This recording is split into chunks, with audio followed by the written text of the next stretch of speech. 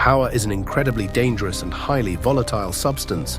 When it is placed completely unchecked into the hands of a mortal, it acts as a massive magnifying glass for their deepest human flaws, their hidden paranoias, and their absolute darkest desires.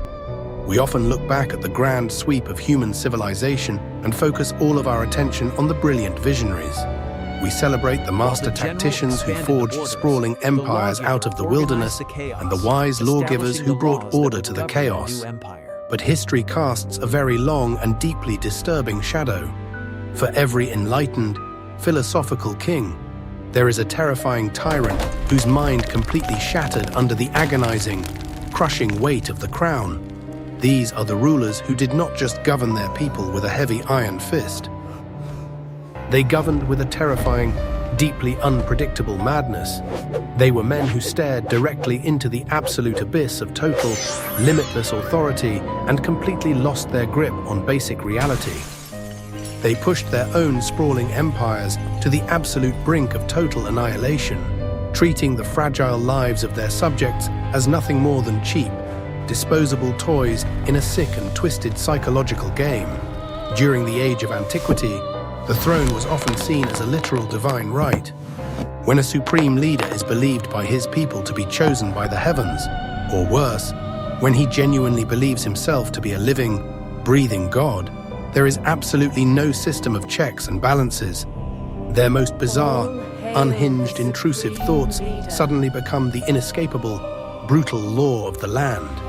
If the sovereign experiences a sudden bout of severe paranoia, thousands of completely innocent people are dragged into the streets and slaughtered. If the emperor demands immediate entertainment, the massive stone arenas are quickly flooded with incredible human suffering. Imagine waking up every single day knowing that your survival depends entirely on the unpredictable mood swings of a complete lunatic. The unfortunate citizens who lived under these terrifying regimes did not just experience the typical, everyday hardships of ancient life. They lived in a constant, suffocating state of absolute psychological terror. A simple misunderstanding, a misplaced glance, or a failure to worship the sovereign with enough enthusiasm could result in an immediate, gruesome public execution. The entire massive infrastructure of the state was completely warped and twisted to serve the dangerous hallucinations of the ruler. National treasuries were completely drained to fund impossible, grandiose monuments to their own raging vanity. While the common people starved to death in the muddy streets, the military was not used to protect the borders from foreign invaders, but was instead turned completely inward to act as a paranoid secret police force, hunting down invisible enemies and violently silencing any voice of reason.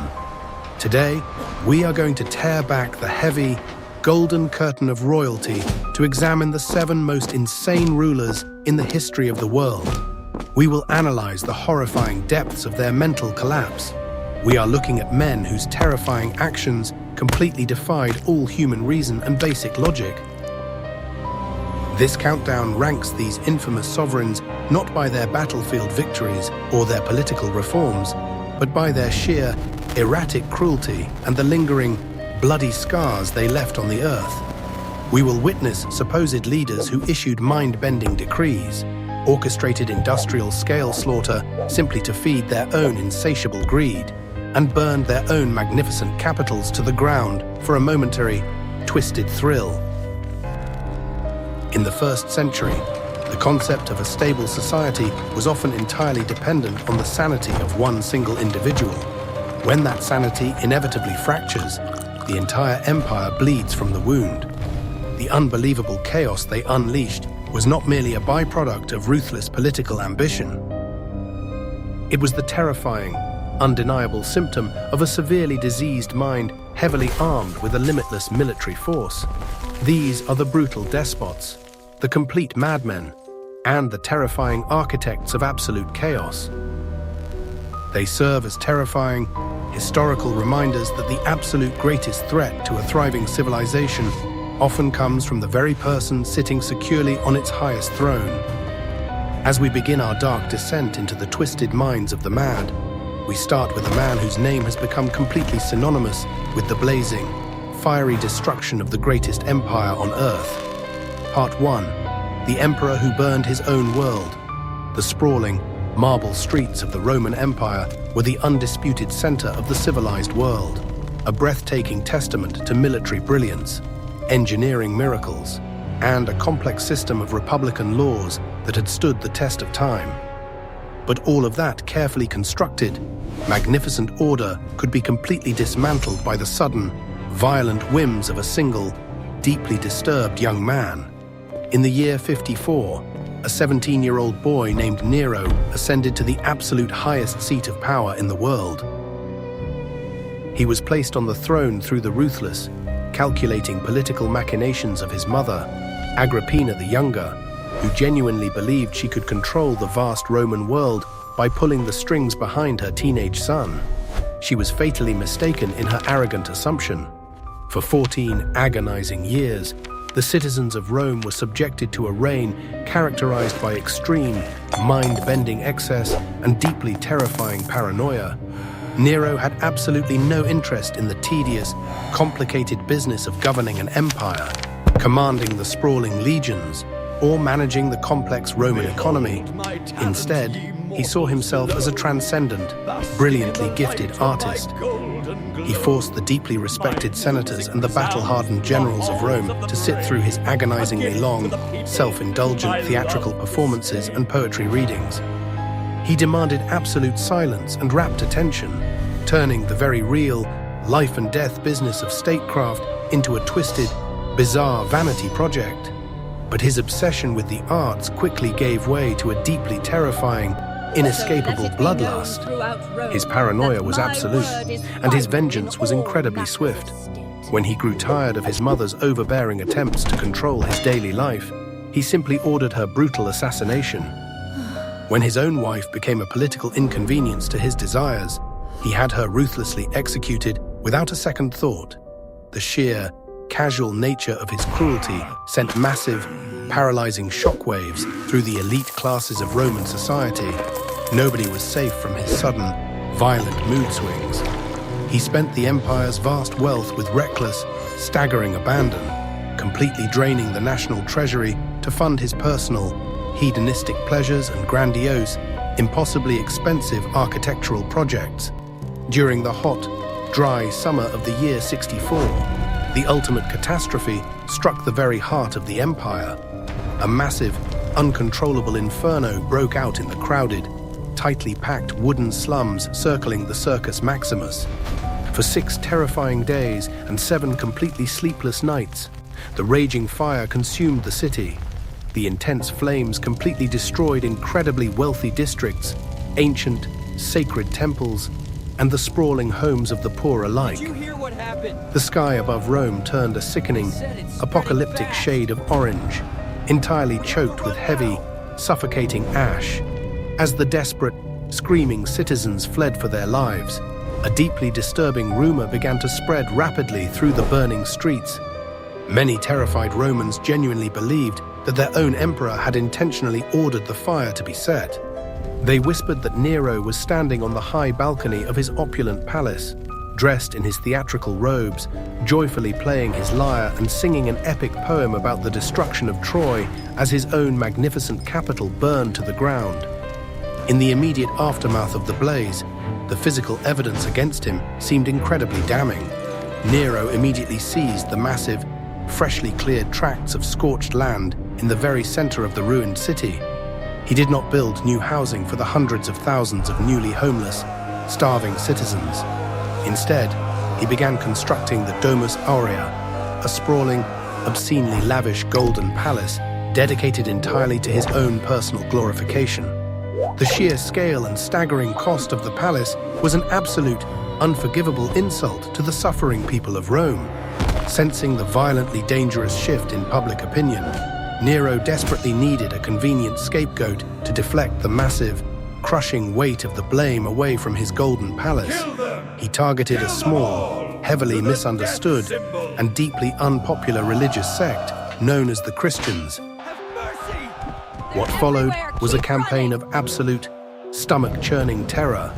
Nero ordered the brutal, public execution of thousands of innocent Christians to provide twisted, gruesome entertainment for the angry mobs. He had them torn completely apart by starving wild animals in the massive stone arenas. And he literally used their burning bodies as human torches to illuminate his lavish, nighttime garden parties. His reign completely shattered the illusion of Roman stability, leaving behind a dark, heavy legacy of terror, deeply entrenched paranoia, and immense, unnecessary bloodshed. He completely weaponized the absolute power of the throne against his own citizens, acting as a terrifying architect of his own empire's destruction. But while Nero burned his capital for the sake of real estate and a twisted artistic vision, the man waiting for us at number 6 on our list did not just consider himself an artist. He genuinely, terrifyingly believed that he was a living, breathing god. Part 2, the God Delusion and the Senator Horse. The Roman Empire had survived the brutal, bloody transition from a republic to an autocracy. They had traded the messy, loud debates of the Senate floor for the absolute, terrifying silence of an emperor's decree. The citizens genuinely believed they had seen the worst of imperial excess. They were completely unprepared for the agonizing, unhinged nightmare that was about to descend upon the Palatine Hill. In the year 37, a young man named Gaius Julius Caesar Augustus Germanicus ascended to the throne. He was universally known by an adorable, completely harmless childhood nickname. Our little Scipio. The soldiers of the legendary Roman legions affectionately called him Caligula, which translates directly to Little Boot. For the first few months of his reign, the empire breathed a massive, collective sigh of relief. He generously handed out massive financial bonuses to the military, recalled political exiles who had been brutally banished by his predecessor, and hosted lavish, incredibly popular gladiatorial games. He seemed like a bright, promising savior who would finally restore the glorious honor of Rome. But a severe, mysterious illness soon ravaged his body and completely fractured his mind. When Caligula finally recovered from the brink of death, the kind, generous young emperor was entirely gone. In his place stood an absolute monster, a deeply paranoid and violently unpredictable tyrant who possessed the unlimited military and financial power of the entire Mediterranean world. During his incredibly brief but devastating 4 years in power, Caligula systematically dismantled the dignity of the Roman state. He did not just demand the absolute political obedience of the Senate, he demanded their total, humiliating subjugation. He forced the oldest, most respected patricians in Rome to run for miles alongside his speeding chariot, panting and sweating in the dirt just to amuse him. He turned the imperial palace into a terrifying house of horrors, a place where extreme, stomach-churning torture and brutal executions were regularly staged as casual after-dinner entertainment. He famously stated that he wished the entire Roman population had only one single neck, so he could violently chop it off with one swing of a heavy sword. He poured staggering fortunes into building gigantic, floating palaces on completely landlocked lakes, completely ignoring the basic economic needs of his starving people. By the year 39, his god delusion had completely severed his grip on basic human reality. He ordered the heads to be violently smashed off the magnificent statues of various deities across the empire, replacing them with expertly carved marble replicas of his own face. He built a massive, incredibly expensive pontoon bridge across the sea at Baiae, simply so he could ride his horse across it, wearing the stolen breastplate of Alexander the Great. This was an incredibly expensive, deranged stunt designed specifically to mock a prophecy that said he had no more chance of becoming emperor than riding a horse across the bay. He literally declared war on the ocean itself, ordering the heavily armed, battle-hardened Roman legions to march to the edge of the sea and violently stab the crashing waves with their swords. He then commanded them to collect seashells in their helmets as the official spoils of his magnificent, completely deranged victory over the sea god Neptune. But perhaps the most famous, chilling example of his absolute, terrifying madness involved his favorite racehorse, a massive beast named Incitatus. Caligula loved the animal with a deeply disturbing, obsessive passion.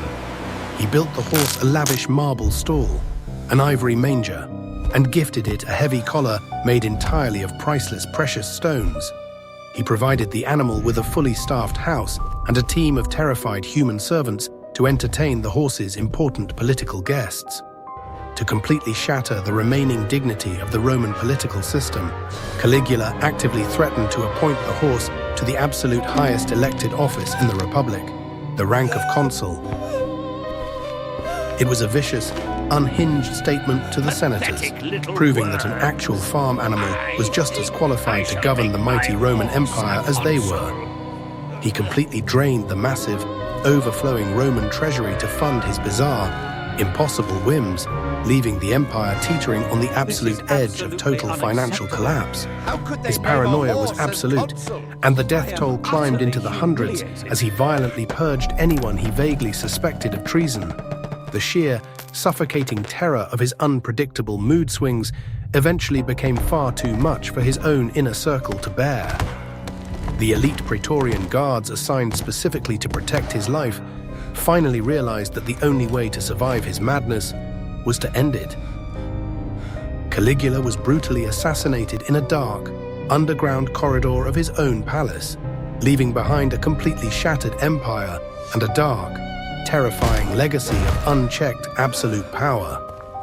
The Roman world had barely survived its living god, but as our countdown continues, we turn to a deeply ancient king who unleashed an absolute torrent of violence in the name of entirely different deities. Part 3: Blood, Idols, and the Wrath of Prophets. The sun scorched the rugged, mountainous terrain of the ancient Levant, a land defined by deeply held covenants and the absolute, terrifying wrath of a singular, unforgiving God. The Kingdom of Israel was supposed to be a shining beacon of divine law, a society rigidly structured around ancient commandments handed down directly through the generations. But the throne in the bustling city of Samaria was about to be occupied by a ruler who would violently tear those sacred laws to pieces. In the year 874 before Christ, King Ahab ascended to the throne of Israel, inheriting a wealthy and strategically vital kingdom. He was a man of immense military ambition, driven by a desperate need to secure his borders and dominate the lucrative trade routes of the ancient Near East. To solidify his power, he forged a deeply controversial and ultimately catastrophic political alliance. He married Jezebel, a fiercely devout and ruthlessly intelligent princess from the neighboring kingdom of Tyre. This was not a simple diplomatic marriage of convenience. It was an absolute cultural collision that would plunge the entire nation into a horrific, bloody spiritual civil war. Jezebel did not just bring foreign customs and exotic spices to the Israelite court. She brought the heavy, suffocating worship of Baal, a terrifying storm god whose rituals demanded absolute submission and, according to ancient texts, horrific and violent sacrifices. Ahab completely surrendered his will to his wife's zealous demands. He used the massive wealth of the Israelite treasury to construct sprawling, opulent temples and towering altars dedicated entirely to Baal, right in the very heart of his own capital. The king actively participated in these foreign rituals, openly and brazenly defying the absolute foundation of his own people's ancient faith. This was not merely a matter of progressive religious tolerance. It was an act of high treason against the very identity of Israel. The kingdom was violently split in two, and a heavy, suffocating darkness settled over the land. Ahab and Jezebel did not just quietly promote their new gods. They ruthlessly and systematically exterminated anyone who dared to oppose them. The royal court was transformed into a terrifying engine of religious persecution. The devoted prophets of the Israelite God were hunted down like common animals, dragged from their homes, and brutally slaughtered by the hundreds. The caves and deep, rocky ravines of the wilderness were filled with terrified, starving refugees desperately hiding from the absolute madness of their own king. Out of this horrifying bloodshed emerged a solitary, unyielding figure who would challenge the absolute power of the throne. The prophet Elijah marched directly into the opulent royal court and delivered a terrifying divine ultimatum. He declared that because of Ahab's catastrophic betrayal, Not a single drop of rain would fall on the kingdom of Israel until Elijah himself commanded it. The sky immediately turned to iron, and the land was plunged into an absolutely devastating, crushing famine. The rivers completely dried up, the crops withered into useless dust, and the people of Israel starved to death in the cracked, barren fields. Yet, even as his own people suffered unimaginable agony, Ahab refused to relent. He blamed Elijah for the catastrophic drought, hunting the prophet with a blind, obsessive fury while continuing to pour the kingdom's rapidly dwindling resources into the worship of Baal. The absolute, terrifying climax of this spiritual war took place on the towering, windswept heights of Mount Carmel. Elijah challenged the hundreds of foreign priests supported by Ahab to a massive, highly public test of divine power. It was a visceral, bloody spectacle that ended in the complete and total slaughter of the Baal priests. Ahab watched in absolute, stunned silence as his entire religious infrastructure was violently dismantled in a single afternoon. But the king's madness was not limited to religious obsession. He was a man consumed by an insatiable, petty greed that completely blinded him to basic human decency. When a local farmer named Naboth refused to sell his ancestral vineyard to the king, Ahab threw a bizarre, incredibly childish tantrum. Jezebel, sensing her husband's pathetic weakness, simply orchestrated a massive, completely fabricated treason trial.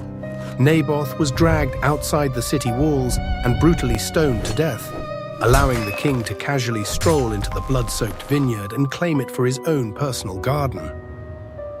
The sheer, breathtaking arrogance of this theft completely sealed Ahab's doom. He had transformed the sacred throne of Israel into a petty, thieving dictatorship. He led his exhausted, demoralized army into countless, brutal military campaigns against the Arameans, desperately trying to expand his borders while his own kingdom rotted from the inside out. During a massive, chaotic battle in the year 853 before Christ, Ahab's luck finally ran out entirely. Despite disguising himself as a common, completely unremarkable soldier to avoid being targeted by enemy archers, a random, stray arrow struck him squarely between the joints of his heavy bronze armor. He slowly bled to death in the back of his royal chariot as the sun set over the bloody battlefield. The stray dogs of Samaria eventually licked his blood from the washed chariot, a gruesome, deeply prophetic end for a ruler who had bathed his entire nation in the blood of the innocent. Ahab left behind a shattered, heavily traumatized kingdom and a legacy completely defined by idolatry, weakness, and unparalleled betrayal. But while Ahab surrendered his mind to foreign gods, the ruler waiting for us at number 4 was a man who genuinely believed he was the ultimate, undisputed author of human morality. Part 4. The Architect of Iron and Bone. During antiquity, the fertile crescent of Mesopotamia was a brutal theater of war and conquest. City-states rose and fell in a relentless tide of blood and mud, fighting desperately for control of the life-giving rivers. It was a chaotic, fractured world that desperately needed a unifying force. It received a tyrant whose obsession with absolute order was far more terrifying than the chaos itself. In the year 1792 before Christ, a young, intensely calculating king named Hammurabi ascended to the throne of a relatively minor city-state. Babylon was not yet an empire, merely a player in a complex, shifting game of regional politics. Hammurabi possessed a brilliant, deeply deceptive mind. He was a master manipulator who engaged in a terrifyingly cynical style of diplomacy. He would enthusiastically forge a sacred alliance with a neighboring king, use their combined military forces to completely obliterate a mutual enemy, and then immediately turn his battle-hardened troops against his unsuspecting ally. It was a psychopathic, flawlessly executed strategy of divide and conquer that left the entire region completely paralyzed by fear and betrayal. For 42 years, he waged a relentless campaign of expansion, transforming Babylon into a sprawling, terrifying superpower. His highly disciplined armies swept across the plains, crushing independent cities and absorbing their wealth. But Hammurabi was not simply satisfied with military victory. He suffered from a severe, unyielding obsession with absolute control. He fundamentally believed that he owned not just the land, but the very lives, bodies, and destinies of every single person living within his borders. He sought to micromanage human behavior to a degree that was completely unprecedented and deeply insane. It is written His clearly ultimate on weapon of stones terror for was not everyone. the spear or the chariot. It was the law. He ordered the creation of a massive, imposing black diorite stele, towering over 7 feet tall, and placed it directly in the center of the city for all to see. Carved into this dark, unbreakable stone were 282 terrifyingly specific laws. This was not a document designed to protect the innocent or ensure basic human rights. It was a cold, mechanical ledger of mutilation and death, known today as the Code of Hammurabi. During the 18th century before Christ, this legal framework was an inescapable web of terror. The concept of an eye for an eye sounds mathematically fair until it is ruthlessly applied by a madman who places absolutely zero value on human life. The punishments dictated by Hammurabi were grotesquely violent, shockingly specific, and entirely devoid of human empathy. If a builder constructed a house that accidentally collapsed and killed the owner, the builder was immediately put to death. If the collapsing roof killed the owner's son, the builder's innocent son was dragged into the street and brutally slaughtered in return. It was a sterile, horrifyingly calculated exchange of human flesh. Hammurabi elevated himself to the status of a divine arbiter, a mortal man who genuinely believed he possessed the flawless, undisputed wisdom of the gods. He dictated that people be drowned in the river for spreading local gossip, burned alive in blazing fires for incest, and have their hands brutally chopped off for simply striking their fathers. There was no concept of a fair trial, no mitigating circumstances, and absolutely no mercy. The state held the ultimate, unquestionable power to dismember its citizens for the slightest infraction. This was the pure, unfiltered insanity of the ultimate micromanager. He created an empire of iron and bone, a society perfectly ordered by the constant, looming threat of state-sanctioned butchery. He turned the very concept of justice into a nightmare of unparalleled cruelty, leaving behind a legacy that still sends shivers down the spine of modern civilization. But as we leave the sun-baked clay of Babylon, we propel ourselves forward to a much more modern era, where an incredibly wealthy European monarch treated an entire, massive African territory as his own personal, blood-soaked slaughterhouse.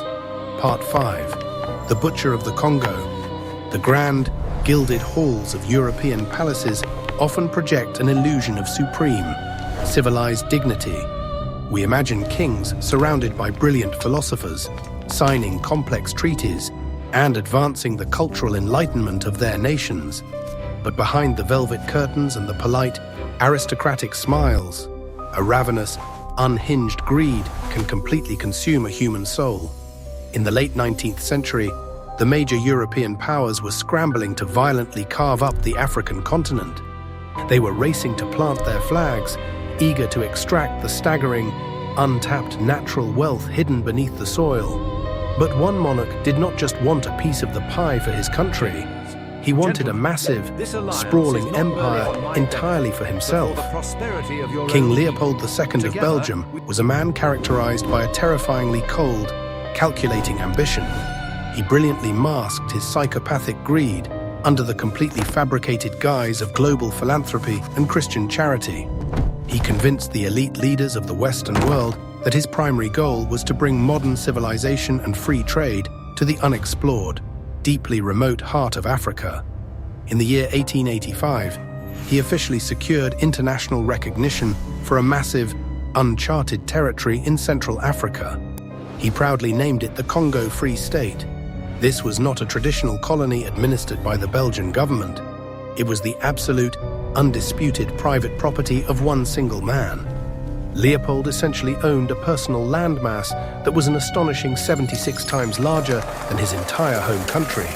It was an unprecedented, terrifying concentration of power.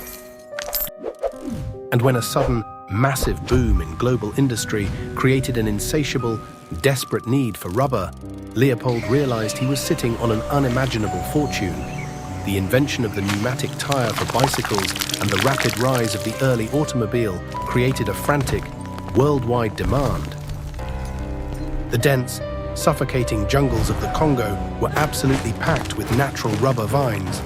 To extract this highly lucrative resource, Leopold dropped the mask of the benevolent humanitarian and turned the entire Congo basin into a sprawling, inescapable slave camp.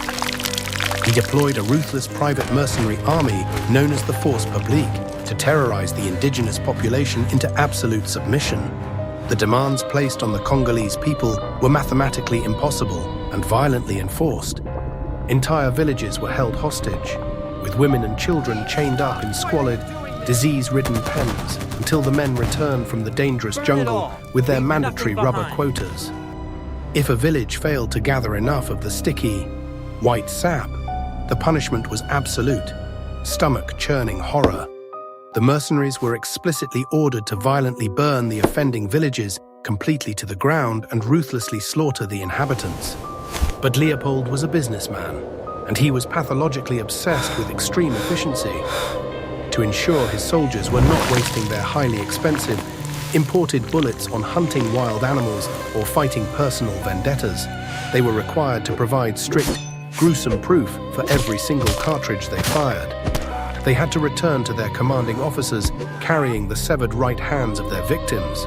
This terrifying accounting system quickly spiraled into pure, unchecked madness. Baskets overflowing with smoking, rotting human hands became a brutal, sickening form of currency in the jungle. Soldiers who missed their targets or used too many bullets would simply chop off the hands of completely innocent, living people to balance their twisted ledgers. Grown men, terrified women, and desperately crying young children were subjected to this nightmarish, industrial-scale mutilation. For 23 uninterrupted years, King Leopold II operated this highly efficient slaughterhouse from the absolute safety and extreme luxury of his royal palace in Brussels.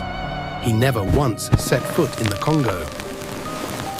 He simply sat in his opulent, heavily guarded estate, casually sipping fine wine and watching his personal bank accounts swell to unimaginable proportions. Under his direct, unquestionable authority, an estimated 10 million Congolese people were systematically worked to death, intentionally starved, or brutally murdered.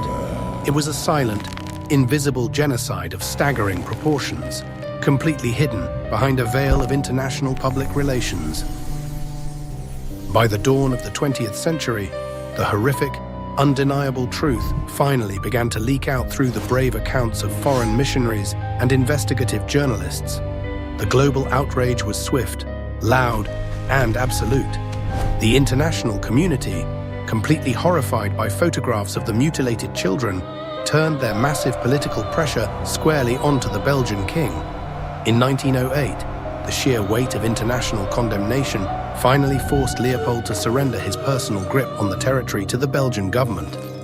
He died only 1 year later, incredibly wealthy and entirely unpunished for orchestrating one of the most horrific crimes against humanity in recorded history. He was a tyrant whose ultimate weapon was a simple ledger book, proving that the absolute most dangerous madness is often disguised as ordinary, profitable business. But as we leave the haunted, weeping jungles of the Congo, we travel to the freezing, snow-choked steppes of Eastern Europe to meet a monarch whose paranoia was so absolute, it compelled him to murder his own flesh and blood. Part 6, The Paranoia and the Purge. The vast, frozen expanse of the Russian landscape is as unforgiving as the Tsars who ruled it. In the year 1547, a deeply troubled young man named Ivan IV was officially crowned as the very first Tsar of all Russia. At just 16 years of age, he assumed absolute control over a massive, fractured, and fiercely independent nobility known as the Boyars. He was a highly intelligent, intensely religious, and deeply suspicious ruler who initially sought to expand his borders and reform his sprawling, chaotic nation. But a dark, suffocating shadow of absolute paranoia lurked just beneath his brilliant facade. During his brutal, terrifying childhood, he was surrounded by treacherous, power-hungry aristocrats who frequently poisoned his allies and murdered his family members. This profound, early trauma permanently fractured his mind, leaving him with an inescapable, paralyzing fear of betrayal that would eventually drown his entire empire in a terrifying river of blood. During the first half of his reign, Ivan was a remarkably effective, albeit ruthless, military commander. He successfully expanded the Russian territory, established a standing army, and even constructed the breathtaking, iconic St. Basil's Cathedral in the very heart of Moscow. But the fragile stability of his mind completely shattered when his beloved first wife suddenly fell violently ill and passed away. Ivan was absolutely convinced, without a single shred of actual evidence, that the aristocratic boyars had intentionally poisoned her. His grief rapidly morphed into an unhinged, apocalyptic rage. He completely abandoned the capital, retreating to a heavily fortified countryside estate and threatening to permanently abdicate the throne. When the terrified, desperate nobility begged him to return and restore order, Ivan agreed, but only under one absolutely terrifying, non-negotiable condition. He demanded the absolute, unchecked power to execute anyone he vaguely deemed a traitor, completely bypassing the established legal system and seizing their vast estates for himself. In the year 1565, Ivan unleashed his ultimate weapon of mass terror upon his own people. He created the Oprichnina, a massive, heavily armed, and deeply fanatical secret police force that answered exclusively to his own paranoid whims. These black-clad horsemen rode through the freezing, snow-choked streets carrying terrifying, deeply symbolic emblems attached to their saddles. They prominently displayed a severed dog's head to signify their vicious loyalty and a heavy broom to represent their holy mission to violently sweep the absolute filth of treason from the Russian land. Secret, Ivan. They were a lawless, Everyone knows. terrifying All death whispering squad, about it. operating with total, horrifying impunity. They dragged completely innocent nobles from their warm beds, violently tortured them in the freezing mud, and brutally massacred entire, unsuspecting families based on nothing more than a whispered rumor or a sudden, erratic shift in the Tsar's volatile mood. During the winter of 1570, Ivan's blinding, unchecked paranoia reached its absolute, catastrophic peak.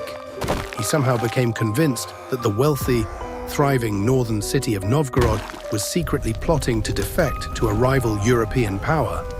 He marched his ruthless secret police force directly to the city walls and unleashed a staggering, industrial-scale slaughter. For 5 agonizing, blood-soaked weeks, the forces of the Tsar systematically pillaged the city, burning vibrant neighborhoods to the ground and violently torturing the terrified citizens. Men, women, and screaming children were bound with heavy ropes and ruthlessly thrown into the freezing, rushing waters of the Volkhov River.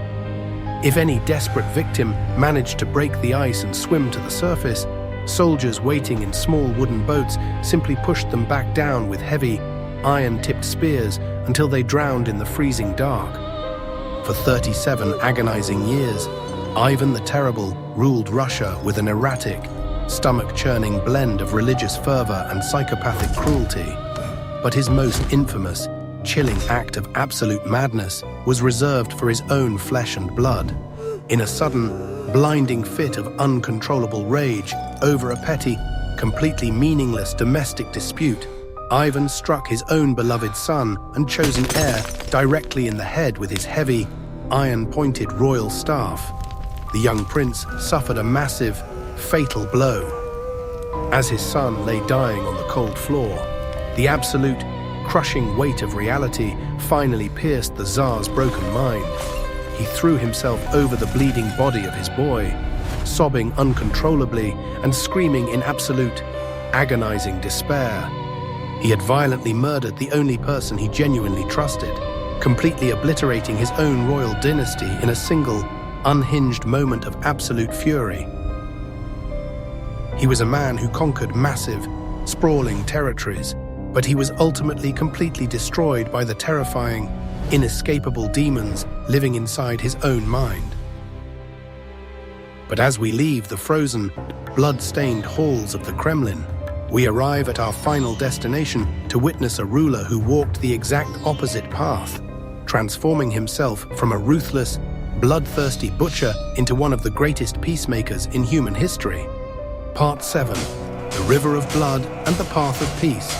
The sprawling Indian subcontinent is a land of vibrant, dizzying complexity, a place where profound spiritual enlightenment has often collided violently with the brutal, absolute realities of imperial conquest. In the 3rd century before Christ, the Mauryan Empire was an unstoppable, terrifying military juggernaut. The throne was occupied by a young, fiercely ambitious ruler named Ashoka. He was not born a philosopher or a gentle saint. He was an absolute warlord, a man who secured his crown by ruthlessly crushing his own brothers in a bitter, bloody war of succession. During the early years of his reign, Ashoka the Great was a terrifying architect of expansion, completely consumed by an insatiable hunger for absolute geographic dominance. He deployed massive, heavily armed legions of war elephants and highly disciplined infantry to systematically conquer and absorb his independent neighbors. His ultimate target was the wealthy, fiercely independent kingdom of Kalinga, located on the eastern coast of India. In the year 261 before Christ, Ashoka unleashed an absolute, catastrophic nightmare upon the people of Kalinga. The ensuing war was not a brilliant, tactical display of military strategy. It was a completely unhinged, industrial-scale slaughter. Ashoka's forces ripped through the kingdom with a blinding, terrifying fury, completely obliterating the defending armies and mercilessly slaughtering the civilian population. The historical accounts of the battle are absolutely stomach-churning. Have mercy, we did nothing The massive wrong. Daya River, which flowed entirely through the heart of the battlefield, literally ran thick and red with human blood. In the immediate aftermath of the slaughter, over 100,000 men, women, and screaming children lay dead in the mud. Another 150,000 innocent survivors were violently ripped from their burning homes and dragged away into absolute, crushing slavery. Ashoka had achieved his ultimate, glorious military victory. He rode his massive, decorated war elephant onto the silent, smoking battlefield to survey his newly conquered prize. But as he looked out over the endless, rotting sea of human corpses, something entirely unprecedented happened. The absolute, intoxicating madness of power did not consume him. Instead, his mind was completely shattered by a profound, agonizing wave of absolute horror. For the first time in recorded human history, a victorious, absolute monarch completely broke down and wept over the terrifying scale of his own cruelty. Ashoka was completely paralyzed by the sheer, devastating weight of the suffering he had unleashed. He did not celebrate. He did not build a towering monument to his own brutal vanity. He underwent an absolute, radical psychological transformation that completely defies all historical logic. He officially renounced all forms of warfare and violence, fully embracing the peaceful, deeply compassionate teachings of Buddhism. For the remaining decades of his 41-year reign, Ashoka completely dismantled his own terrifying legacy of blood. He transformed from a ruthless, psychopathic tyrant into one of the most enlightened, morally grounded rulers to ever walk the earth. He inscribed his massive, profound apologies and new laws of non-violence directly into towering stone pillars across the entire Indian subcontinent. He established the very first animal hospitals, built free medical clinics for the poor, and fiercely protected the rights of all religious minorities within his sprawling empire. He proved that even the darkest, most terrifying human madness can sometimes be cured by the absolute, overwhelming power of basic human empathy.